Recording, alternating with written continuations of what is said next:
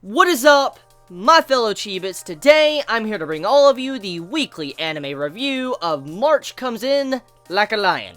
Now, this week's episode is very distinct and different compared to last week's episode. It's similar in some ways, but overall, the happiness is not really in this episode. It's more of a sad episode, kind of back to where it usually is when it comes to March Comes In Like a Lion.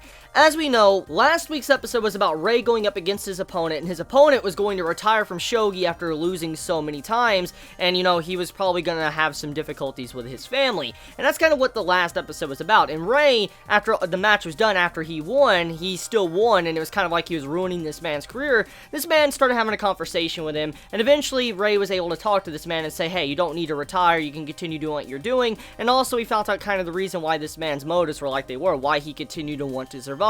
For instance, he was someone that just didn't want to do anything, and he just continued to want to use shogi as kind of like an excuse to make himself look good. And I mean, overall, his main motive, it's kind of like, yo, this is kind of childish, but I mean, at the very least, you respect the man because he did not give up. He still continued to try to press on and try to survive with his career. Now, this episode is the exact opposite. Similar circumstances, but the exact opposite. This episode is once again Rei going up against his opponent, and you have to where Kyoko talks about how this person that he's about to face is someone that if he loses again, it's going to pretty much just conclude his final time spent with his family. It's like the final Christmas he's going to be spending time with his family because he's getting into a divorce, and so that would mean that this would be his present. For instance, if he loses or wins, would kind of be like his main present to his family, and so if he loses, he's going to go drinking, he's going to cause some problems, and his family's not going to really like their Christmas because of this. And so the circumstances behind these are slightly similar, but also way different the way the outcome was done. Because once again, I want to point out, the first episode, like last week's episode, it was with Rei and his opponent, and how his opponent was going to retire, and it didn't seem like there was going to be any divorce or anything. It's just going to add strain to the family. This episode was about Rei going up against his opponent, and he still won, but also, on top of that, though, this opponent, he gave up. He didn't want to survive. He completely just gave up, made mistakes. He didn't really even try to press on and survive, which is what the old man did in last week's episode. Let's look at the differences between these two characters. For one, this character in this episode, he gave up, like, halfway in the middle of the game. He even states when talking to Rei, he's like, you think I gave up in the middle of the game? He's like, if I would have sold, I would have done it. But you could see the way his emotions, the way he carried himself, he did give up in the middle of the match, and even in the next match, he already gave up as well. He didn't really try to press on and survive. And as we know, the old man from last week's episode, he was getting destroyed. He was absolutely getting destroyed by Rei. But on top of that, though, the man didn't give up. He continued to press forward, even though he was getting demolished left and right. You saw the struggle. This man was constantly struggling to survive. He did not want to go down. He did not want to retire. He was loving shogi. And that's what we see, the differences between these two episodes. One character continued to fight even though it was already a lost cause, and one just gave up even when they might have stood a chance. And that is what the theme or the message of these two episodes are. Rei, it was stating that no matter who he faces, he will take you down. He doesn't care about your circumstances. It'll upset him, it'll make him sad, but he only has shogi. And this is what really started clicking. If you think about Rei's character, okay?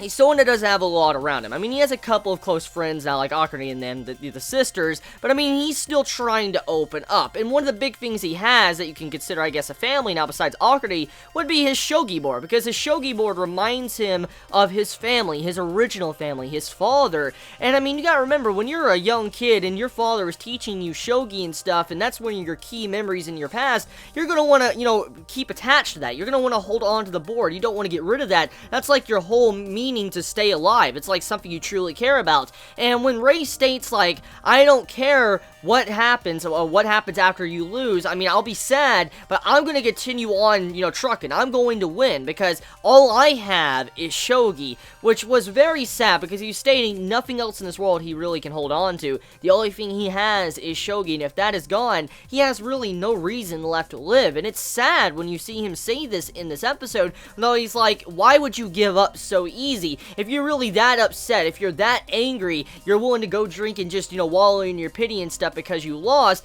Why don't you spend that time to actually study and get better? And I love the way Ray was stating that. He's like, if you truly cared as much as you think you do, you would not do what you're doing. You would take the time to study, train, and play more matches. But no, you decide to get angry, get spiteful, and you decide to go out of your way, go drinking and taking it out on your family. I love the way that was done to represent how different characters are. For instance, last week's episode's character is, and this week's episode's character, how one gave up and one did not, and how Ray is willing to stomp on anyone to continue moving forward because he wants to survive. He will try his hardest to live, even if he needs to ruin your entire life. He will try his hardest, and this exact same message could be said to Kyoko, because, I mean, let's think about this, okay?